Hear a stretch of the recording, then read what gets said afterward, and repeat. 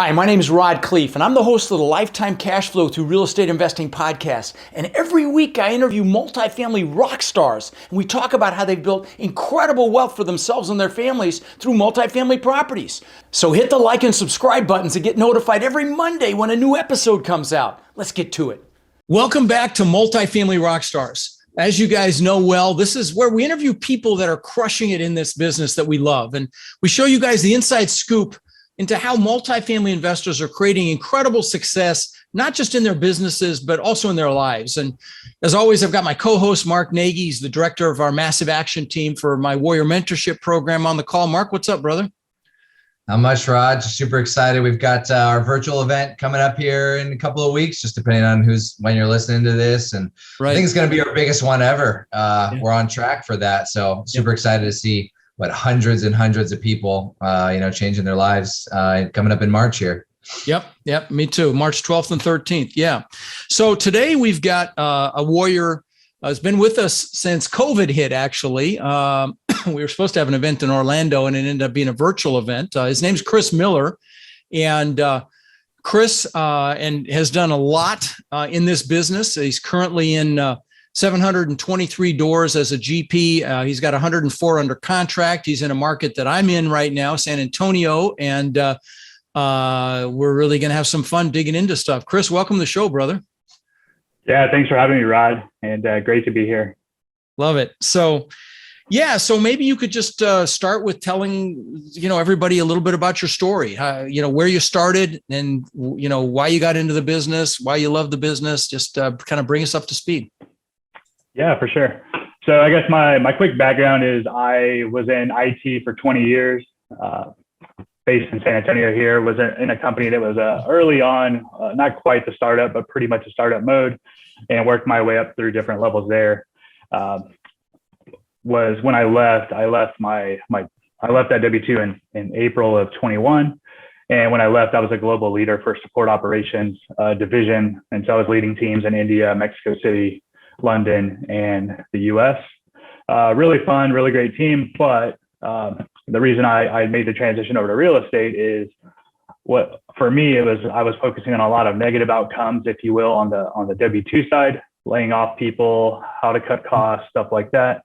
And on the multifamily side that I'm focusing on now, it was a lot of positive outcomes. Like, how can I help other people? How can I help their legacy, their net worth? How can I help my own family's, progression and net worth? And how can I help the little pockets or the little communities that we're going in and helping improve? And so it was a lot of positive based outcomes, and that just drove a lot of enjoyment for me.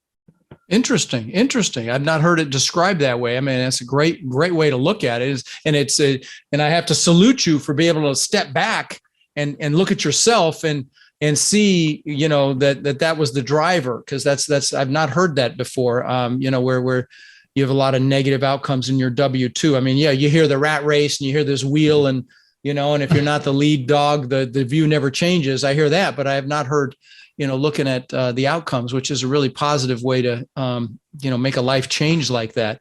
So, I know that you've been in the program for a while. You've already accumulated. I think you started with one. You came in with a GP on one with someone else that was in the business, another program actually, I think. And talk about that. Why you decided to join our program, even though you'd already signed in with one and actually did a deal with the person that led that.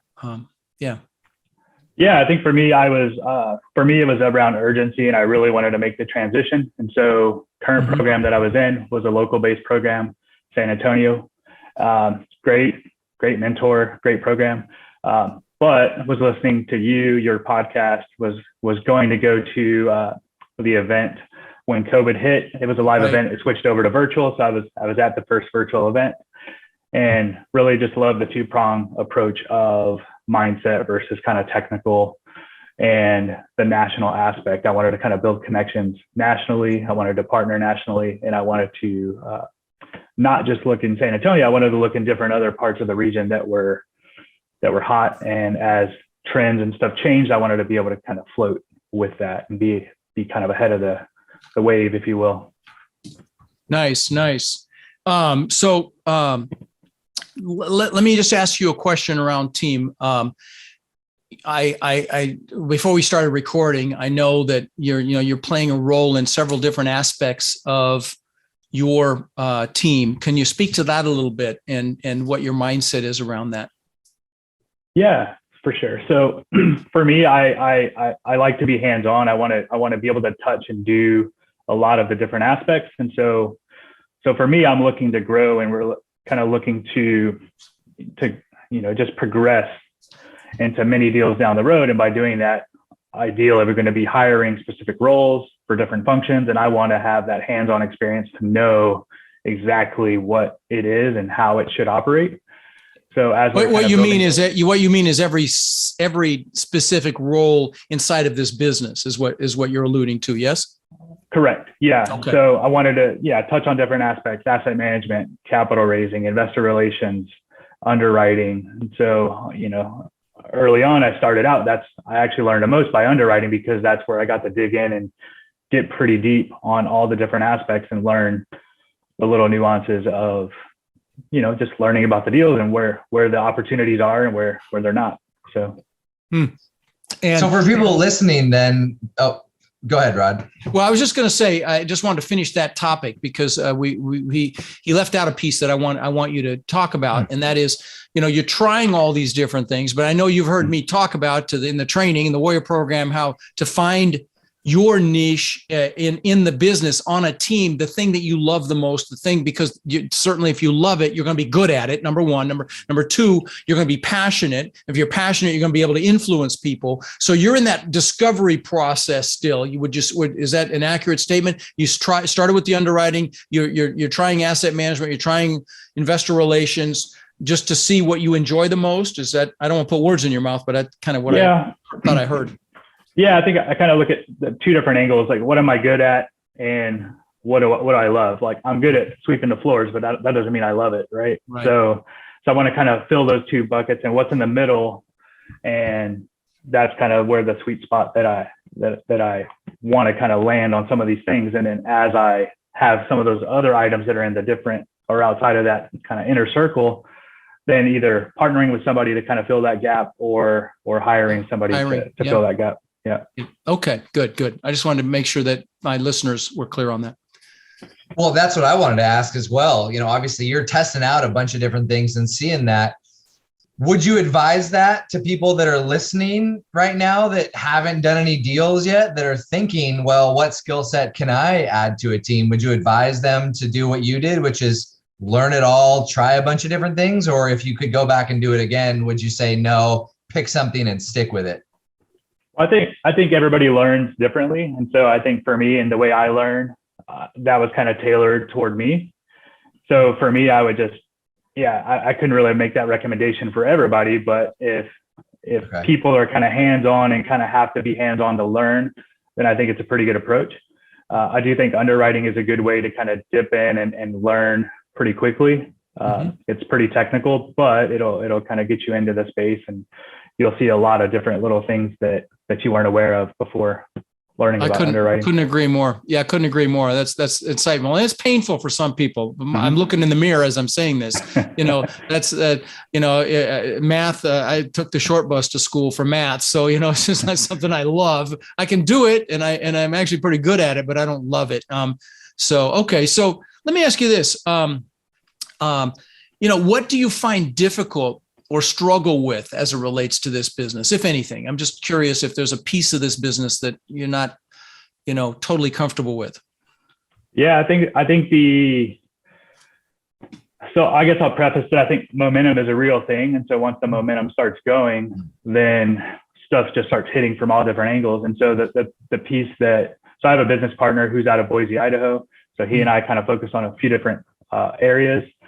But one thing that we're doing right now is we're hiring an executive assistant to fill in and kind of handle a lot of the admin tasks that are just kind of coming and hitting us day by day, and taking our focus off of our main, or taking our attention off of our main focus areas, which are, talking to investors, meeting new investors, finding new deals, operating the deals that we have. And so those are the kind of three things that we want to spend most of our cycles on, but we're having to kind of, just kind of fill in a lot of the admin tasks, which are to me, painful. So, well, not only painful, but I mean, what's your time worth, right?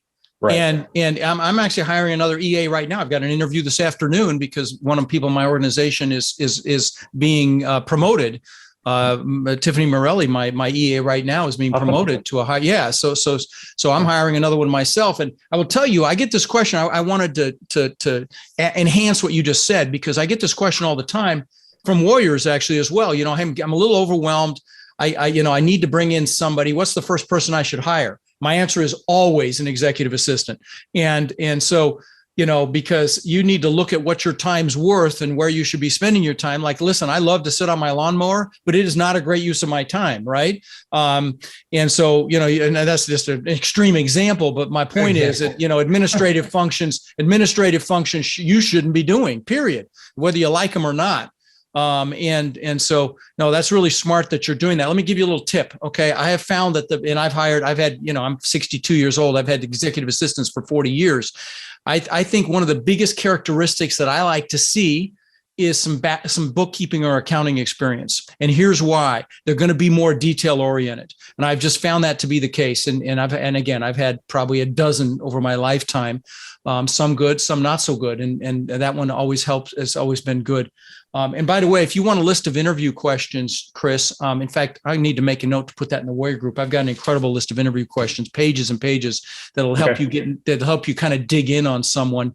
And I need to put that in the warrior group. So maybe if you ping me and email me after this, I'll get it to you and then I'll load it in the group. I don't know why I haven't thought about that before. Okay. Perfect. Thank you.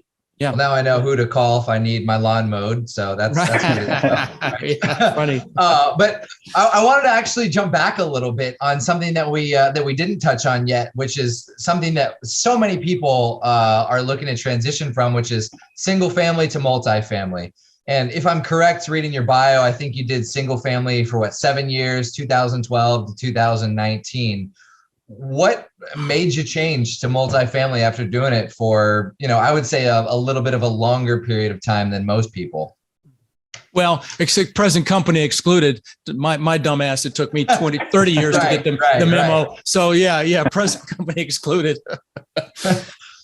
Well, so I guess I'll say that I am still doing a little bit on the single family side, but I've got pretty strict requirements on kind of it's just what's my net profit going to be? And it's got to be over a certain number before I even spend time on it. But I am trying to kind of wind that down and fully transition to. What are you doing? Flipping, or you're not buying to hold, are you? You're just buying to flip or wholesale, or what are you doing? Yeah. So, I'm doing some stuff in a little island town that's extremely like the market's just going nuts right now. Oh, okay. And just an example, I guess, like doing small condos and 6 to 8 months and making, 6 figures on those. Wow. Each. Wow. So, okay. Okay. So why jump multifamily then? Why do multi? Well, I think multifamily for me is the long game, because obviously it's not a get rich quick scheme. And so for me, it's how do I fill that interim and how do I have some money coming in, because I want to invest in deals. I want to put, we got to put a lot of earnest money down on some of these deals sometimes. And so just having cash available to kind of spread into other multifamily deals is what I'm looking for. So let me say this to what you just said. Okay. And guys, I don't want you to think that you need to have big cash to do these deals, because you can get what's called at-risk capital for your deals. Okay. And I mean, you're going to give up, typically 5 to 10% of the deal for someone to put up the earnest money, the due diligence costs, the third-party reports required for the lender, things like that. And I've done it myself, even when I didn't want to put the money up and someone else did for me. And so, it's great that you do it yourself, Chris, but I don't want people to think that that's the only way to do this business, because it's not. A lot of people will have someone come in that wants a piece of the deal, let them put up that, that at-risk capital, it's called. And then, of course, they get that back when the deal closes, but it's at risk if it doesn't close, obviously. And that's not a good day when it doesn't close, but it does occasionally happen. Let me ask you this. What are say someone's thinking about this business, and what are some important questions do you think they might want to ask themselves, either about themselves or just in general, before they get in or while they're evaluating this business? Any thoughts on that? I know I didn't prepare you for that one, but. No, yeah, no, it's good. I think, so for me, it's just what are their goals? What's their long-term goals? And if they're looking to get into multifamily or looking to get into investing in multifamily, does that play into those goals? From there, obviously, like, I think next step is education. So make sure you're educating yourself. So different avenues there, like obviously, like Rod's got an awesome podcast, boot camps. Rod's got an amazing boot camp. I've been to multiple of those and learn every time and get to meet some awesome people going to those each time. So it's always worth it. YouTube videos, books, et cetera. So I think just getting yourself educated, learning about the business, and transitioning there to potentially investing passively, because then you'll learn by passively investing and investing in people that you like or want to learn from, because then you'll learn and see how they operate, and you'll get kind of little glimpses into their business and how they're operating their business. And then if you're looking to go active, I definitely recommend coaching programs. I'm in two, like we mentioned earlier. I'm in Rod's program, very valuable. And I think for me, a big reason for that was just to expedite my learning curve, and also have a mentor that I can lean on if I get stuck or have questions to kind of push me over that hump. So. Well, that's a great answer. So actually, go ahead, Mark. I lost my train of thought. Well, I was going to say education, super, super important, obviously. For that person who's listening right now, who can maybe resonate with your story, who's thinking, yeah, I'm doing the single family, the buy and hold, the flip, the market's just going crazy right now. It's just going up and up and up, right? And they're living on cloud nine. And why would I switch to multifamily, right? Single family is doing so great. What would you tell that person right now? So good question. So I think typically from what I've seen, the return profile is a little bit less on the single family side, typically speaking, compared to like multifamily. Multifamily also builds in more safety. I know Rod kind of talks about this quite a bit, but when you're talking about a single unit or a duplex or triplex versus a 100 or 150 unit, you have quite a bit more safety if there is a downturn in economy or in that market, that area. You can absorb that much easier than you can with a single family house. If you have a single family house and you're empty, you're 100% vacant.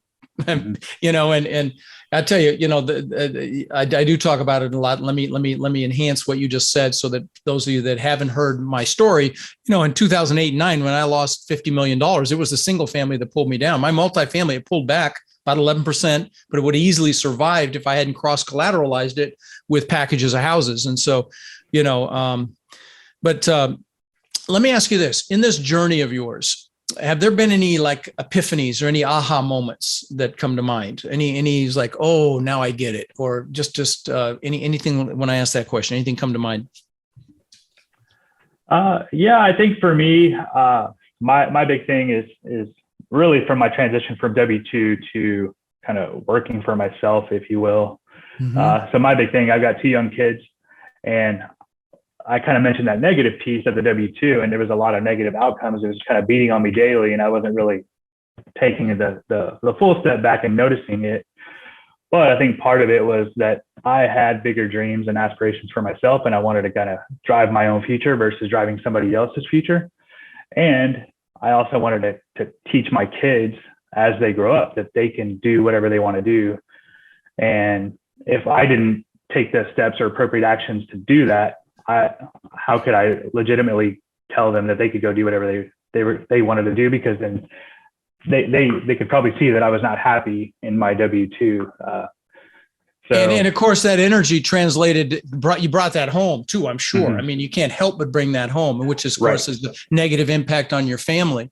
So you plunged right into this business full time, even before you had your income replaced. I know I think we talked about this before, your wife was working, so you had a little bit of a safety net. And people ask me all the time, should I quit my job and do this full time? And I always say no, because, if fear pops up, fear paralyzes you if you don't have the income coming in. So you had a little bit of a safety net there, but it's still a bold move, and you did it for the right reasons. I mean, of course, you had the Warrior Group to lean on as well, which is, an incredible resource. Would you agree? I mean, the people in the training and all that. Yeah. Yeah. So, I think just from a confidence level of a couple of things. One is I know myself and I know that I'm not going to fail. And so my wife and I sat down, we made a goal. We kind of looked at a 5-year plan.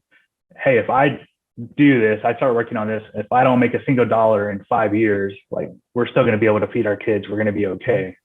Mm-hmm. But the other piece of that is, kind of like you talk about tons is mindset, overcoming, fear, self-doubt, et cetera.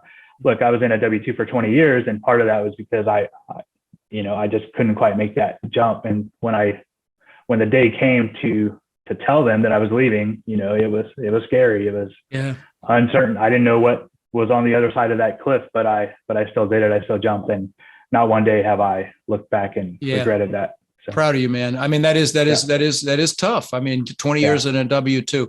By the way, guys, if you have any interest in the Warrior program, to apply, you just text the word crush to 72345. It was a little application process.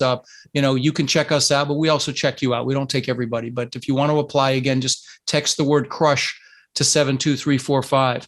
Let me ask this question. Are there any roadblocks that you think someone new getting into this business should anticipate? I know that's a huge question, but if anything comes to mind, just from any stumbling blocks that hit you, anytime you got your nose bloodied, if anything pops up, just curious if you have anything like that. So sort of, I guess the roadblocks that I see either with myself or with other people was just not taking action. So a lot of people, talk about, hey, I want to do this, I want to do that, or hey, Chris, I want to partner. Let's talk. Okay, well, let's set up a meeting. Don't set up a meeting. So it's kind of a two-way street where I kind of give folks a couple of chances. I don't want to be the one always kind of pulling. I want it kind of going both directions. Mm-hmm. And so that's one thing I do see is people, I think, have the right intentions or want to do stuff sometimes, but they're not fully committed or fully committed enough to take the action. And so I think that's the biggest roadblock for a lot of people to jump over. Sure it is. Yeah, because it does, you do have to work. I mean, I have the saying on my wall here, grind now, play later, and that's it. You're willing to work a few years like most people won't. You live the rest of your life like most people can't.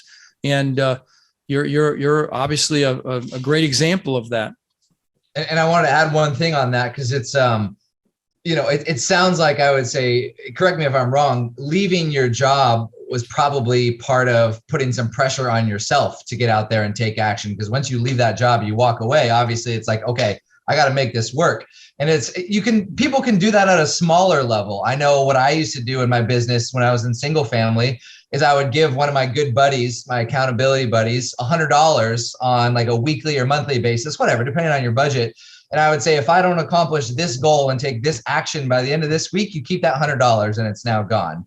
Now, of course, you could invest in the Warrior Group or a mentor or whatever, or you could do something smaller like that. But would you say that was part of what helped you take action, is putting a little bit of pressure on yourself? Sort of. I think the major thing there was time. So I was spending a lot of hours with the W-2. I've got, an awesome wife, two amazing kids, and was working until 6 or 7 p.m. My kids go to bed 8:30ish. So I'd have limited time with them. Then after that, trying to spend a little time with my wife, and I didn't really have enough time to do the things that I needed to do to progress as quickly as I wanted to. Right. Now, so that, yeah. But to your question, yes, that forced me, like, hey, I'm going to force myself to have time to do this and drive, the progression, that the pace that I want to get. So I want to ask you a question, because, and those of you listening, I want you to tie this into anything that you're afraid of taking action on. So Chris, how did you overcome the fear of quitting a 20-year freaking W-2 job? Okay. Cause I know there was fear around that. So how did you overcome that? I mean, I don't know if any of my stuff played a role in that, but and that's not me pumping you up for that. But the point is, how did you get past that to actually take action? Yeah, I think it's just long-term goals. Where did we want to be in 10 years, 15 years? So I guess what we're looking at, we got 2 young kiddos. So in like 15 years, we want to be in a place where my goal is for us to be just in a bunch of passive investments, making a bunch of cash flow and being able to do the things that we want to do. We love to travel. We want to go and see the world and do those things. And so for me, if I kind of backtrack that, that's not really that much time to do it. And so the longer I was in that W-2, the longer was kind of lessening the chance of that goal happening. And so we just kind of looked at it. Like I said, we mapped out a 5-year plan. Like, hey, if I just flopped and fell on my face and didn't make a single dollar, and we are still going to be okay in 5 years, and then we would readjust and kind of go to plan B, if you will. But for me, it was just looking at that big goal and where we wanted to be. And that was driving both of us, my wife and I, that we needed to make that big transition and, go after it and do it. So love it. That's real quick. That's a great way to make decisions that you're fearful of, by the way. Look at the absolute worst case scenario that could possibly happen. And if you're okay with that, then you have to overcome that fear and pull the trigger. Great way to look at things. Yeah, great. Thank you for drawing attention to that. You're absolutely right. Because if you can live with the worst, then there's no reason for you not to move forward.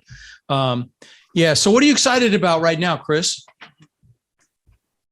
So excited. Yeah, we're excited for this year. We're making really good progress in Q1. Like I said, I'm pretty excited about the hire that we're about to make. I think that's going to open up some.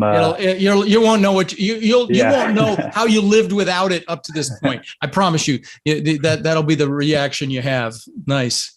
Yeah. Nice. Yeah. And just looking to partner with folks. I'm looking to, I guess one of the things and one of the goals that I have is, for me, I had that, a little bit of a tough time kind of breaking into some of these deals and partners.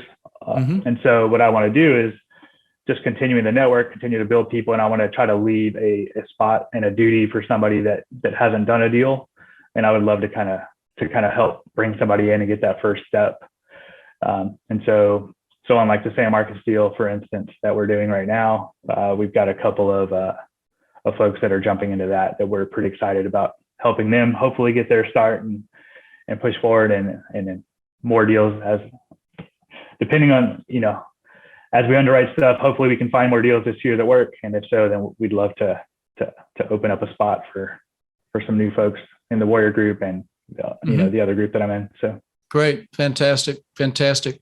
So, last question, to speak to the people that are sitting here listening to this, or to the person that's sitting here listening to this, that knows they need to make a move, knows they're in the W-2 and whatever their definition of that is, rat race, whatever it is, they know they need more, they deserve more, they want more. What would you say to that person?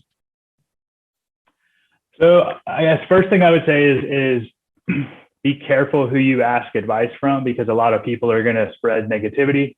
So I kind of went through that. And I mean, obviously love my mom, my parents, but my mom, when I told her that I was making the jump, she kind of went straight to the negative. And I was like, hey, this is a positive thing. Like believe in me. That's moms for you. And so, but I'd say just don't listen to people that are not in the position that you're wanting to get to, is kind of first step.